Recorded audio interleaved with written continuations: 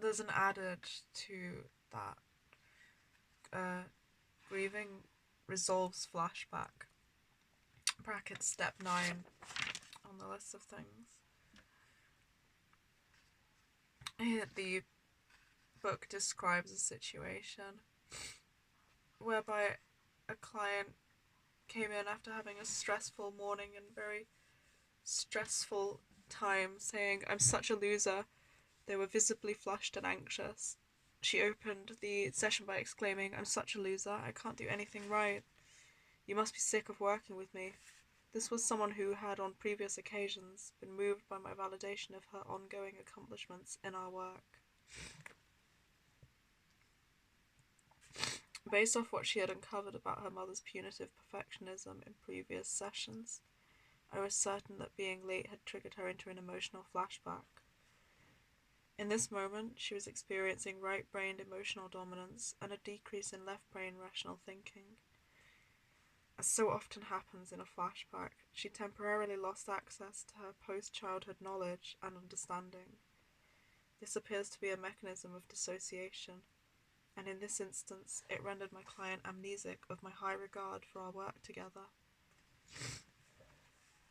I believe this type of dissociation also accounts for the recurring disappearance of previously established trust that commonly occurs with emotional flashbacks.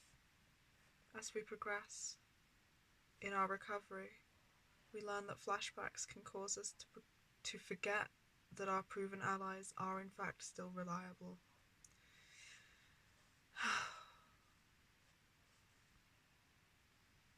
That's been a big cause of guilt for us, in the way we respond to people that we know we trust, but in a flashback we respond as if we don't, and I hate it. And we hate that.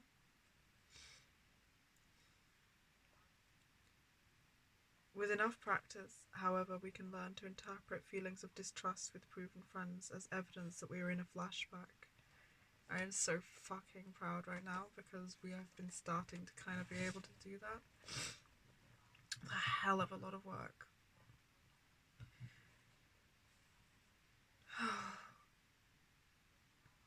We are flashing back to our childhoods when no one was trustworthy in situations.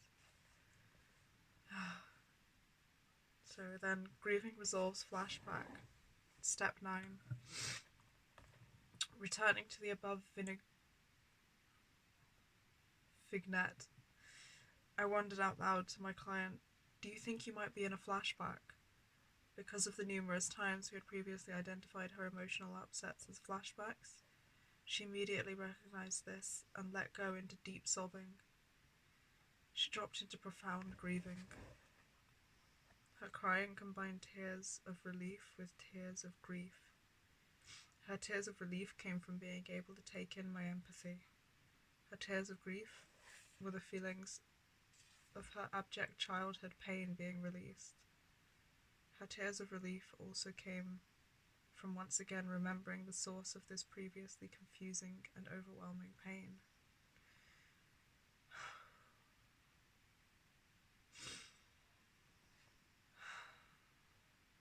My client continued to cry and released more of the pain of her original trauma. Further tears were about being stuck so often in flashbacks. As her tears subsided, she recalled a time as a small child when she literally received a single lump of coal in her Christmas stocking. Me and Mum had Scrooged her as punishment for being 10 minutes late to dinner. What a bitch. Her tears then morphed into healthy anger about this abuse, and she felt herself returning to an empowered sense of self. Grieving brought her back to the present and broke the amnesia of the flashback.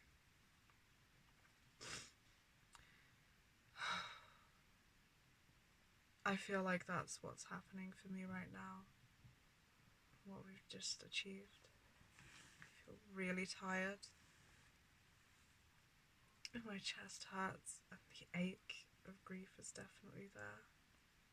And I feel a lot more in my body and a lot more like I'm looking out from my eyes instead of like critically looking at myself from outside my body as if trying to interpret what the camera could think of me as, or whatever the fuck's happening there. I feel a lot more in my body and a lot more able to respond kind of more naturally and kind of be more of myself.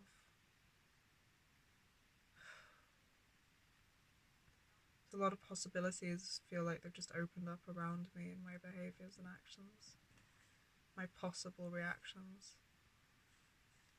Everything feels a bit less urgent.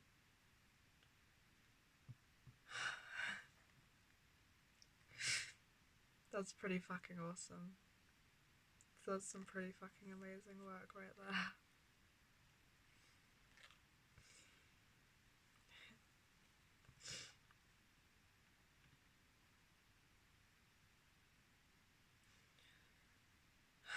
She then remembered to invoke her instinct of self-protection. We had gradually been rebuilding it with role plays and assertiveness training.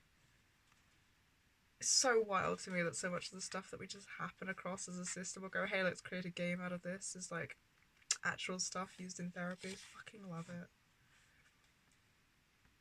I feel so proud of that.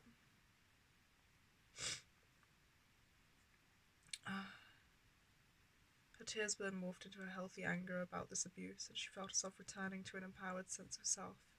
Grieving brought her back to the present and broke the amnesia of the flashback. She then remembered to invoke her instinct of self-protection. We had gradually been rebuilding this with role plays and assertiveness training. She angrily vented about her parents' destruction of her right to defend herself against abuse and unfairness. She started cheekily chanting, "That's not fair," as if to show her parents they could no longer attack her for saying it. She then moved further into reiterating her right to have boundaries. She mocked Mum and Dad as poor excuses for parents, and then she turned her anger onto the critic with a resounding refrain of saying, "No, no, you cannot judge me. No, you cannot pick me apart anymore. No, you cannot waste my time with your stupid worries." Finally, I reminded her to re-invoke her sense of safety by recognizing that she now inhabited an adult body. She was now free of parental control. She had many resources to draw on: intelligence, strength, resilience, and a growing sense of community. She lived in a safe home. She had the support of her therapist and 2 friends who were her allies and who readily saw her essential worth. I also observed that she was making ongoing progress in the managing her flashbacks, which were occurring less and less intensely. After about 40 minutes, she was released from the flashback. I have witnessed this restorative power of grieving on innumerable occasions. The intricacies of therapeutic grieving will be explored in Chapter 11.